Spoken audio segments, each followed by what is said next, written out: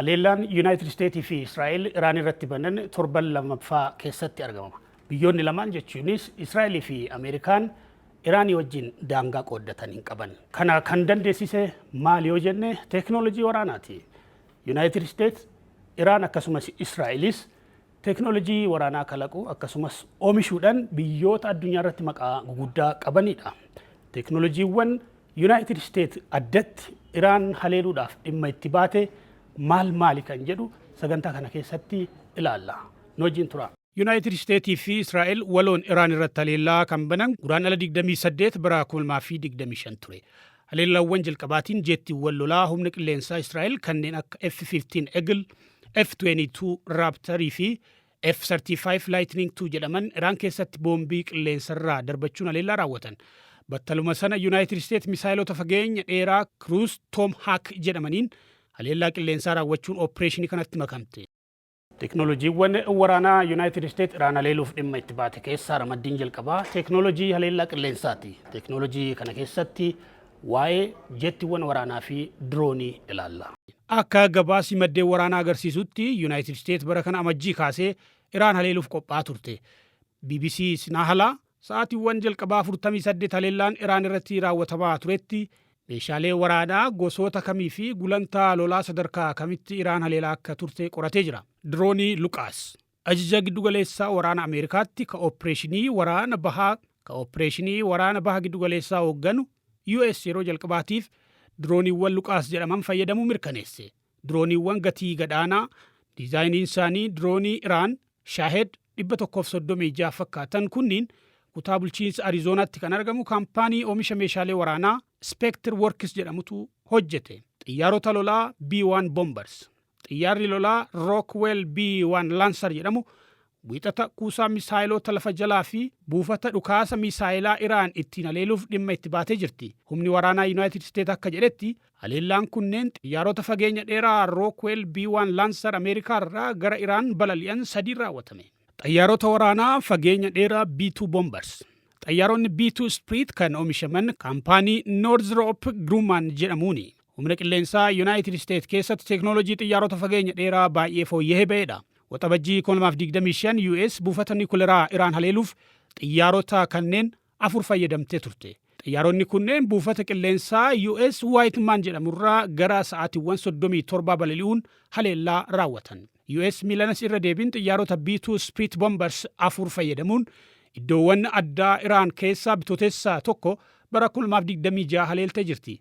Kaampaaniin xiyyaara kana oomishe akka jedhetti xiyyaarri waraanaa B-2 kun haga ulfaatina kiiloogiraama 18,000 baachuu danda'a. Humni qilleensaa Yuunaayitid Isteet akka jedhetti garuu B-2 yaaliidhaaf ulfaatina kiiloogiraama 27,200 ta'a. Xiyyaaronni waraanaa B-2 akaakuun fageenya dheeraa boba'aa qilleensa irratti hin guuttatin hanga fageenya kiiloomeetira 11,000 boba'aa qilleensa irratti guuttachuun immoo hanga fageenya kiiloomeetira 8,500 balali'uu danda'u. Kutaa addunyaa fedhe sa'aatiiwwan muraasa keessatti gahuu jechuudha. Xiyyaara waraanaa B-52. Xiyyaarri waraanaa B-52 Stratofortress xiyyaara haleellaa tarsiimaa humna qilleensaa Yuunaayitid Isteeti. B-52 ka oomishu Boeing yoo ta'u bara 1955 kaasee humna qilleensaa Yuunaayitid Isteet tajaajilaa ture. Xiyyaara qiyyaafannoo fageenya dheeraati. Meeshaa waraanaa hanga kiiloogiraama 32,000 baatee fageenya hanga kiiloomeetira 14,200 boba'aa osoo lammata hin guuttatin balali'uu danda'a. Teeknooloojiin kabiraa teeknooloojii ittisa haleellaa qilleensaa fi basaasaati. Haleellaawwan gama Iraaniin buufataalee waraanaa Yuunaayitid Isteet irratti raawwataman ittisuudhaaf akkasumas basaasuudhaaf Yuunaayitid Isteet teeknooloojii ittisa haleellaa qilleensaa fayyadamteeti jirti. Teeknooloojiiwwan kunneen ittisa haleellaa qilleensaa Patriot. Waraanni Ameerikaa sirna ittisa haleellaa qilleensaa Patriot jedhamu bara 1981 kaasee fayyadamaa ture. US fi biyyoonni michoota ishee itti dhimma bahaa turan. Saawud Arabiyaa dabalatee biyyoonni galoo galaanaa gariin xiyyaara MIM 104 Patriot ni fayyadamu. Ittisa haleellaa qilleensaa THAAD. Sirni ittisa haleellaa qilleensaa Terminal High Altitude Area Defense THAAD kan hojjetameef misaayiloota baalistikii fageenya gabaabaa giddugaleessaa fi dheeraa qolachuu fi barbadeessuu fi waraanni Yuunaayitid Isteet sirna ittisa qilleensaa THAAD fayyadamuu kan jalqabe bara 2008.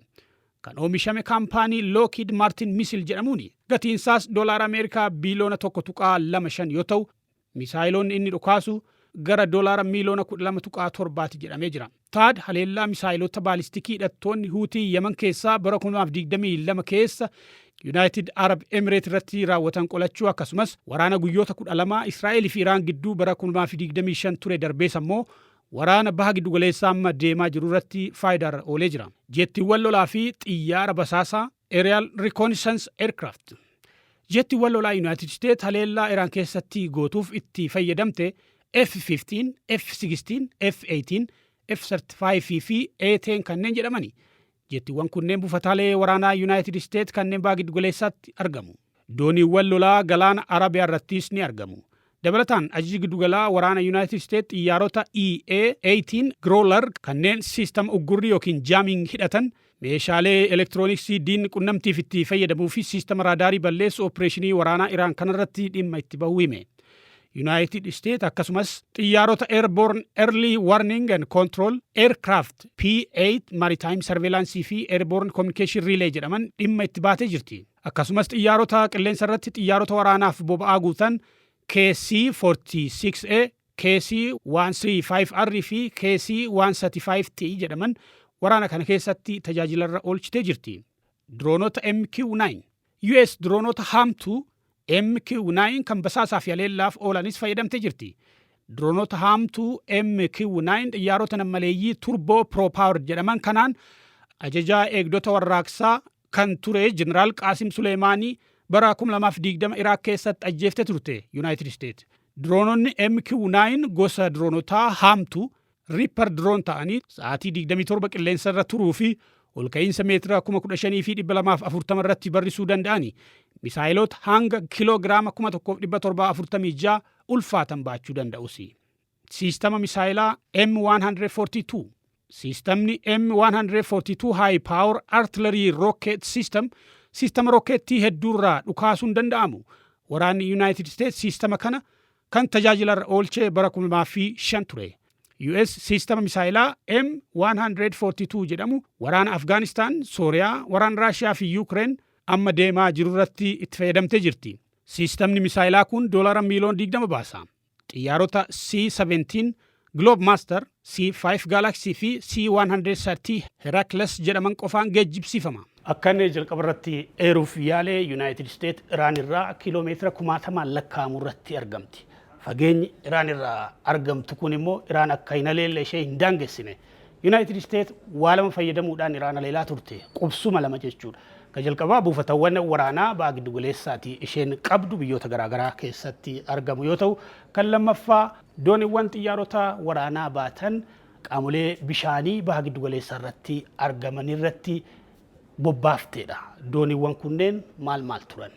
Dooniin United States xiyyaarota waraanaa baattu USS Abraham Lincoln haleellaa kana dursee 7 dura baha giddu galeessaatti bobbaafamte. USS Abraham Lincoln humna galaanaa United States keessatti doonii gita 5ffaa Nimitz Class jedhamudha. Doonii 3ffaa maqaa pireezidantii duraanii United States Abraham Lincoln moggaafamteedha. Anniisaa niwukilaariin kan hojjettu dooniin tun nama 5,600 akkasumas xiyyaarota 90 baatti. Dooniin xiyyaarota waraanaa baattu hundarra guddaa taate kan biraa USS Gerald R galaana Kaaribiyaan irraa gara baha giddu galeessaa ergamteedha. Dooniin pireezidantii United States 38ffaan moggaafamte tun dandeettii xiyyaarota 74 baachuu qabdi. Namoota 4,600 baatti. Dabalataan United States dooniiwwan haleellaa garaagaraa misaayilota Tomahawk dhukaasisuu dandeessan ergitee jirti. US taankariiwwan boba'aa madda anniisaa ta'anis baha giddu galeessaatti ergitee jirti.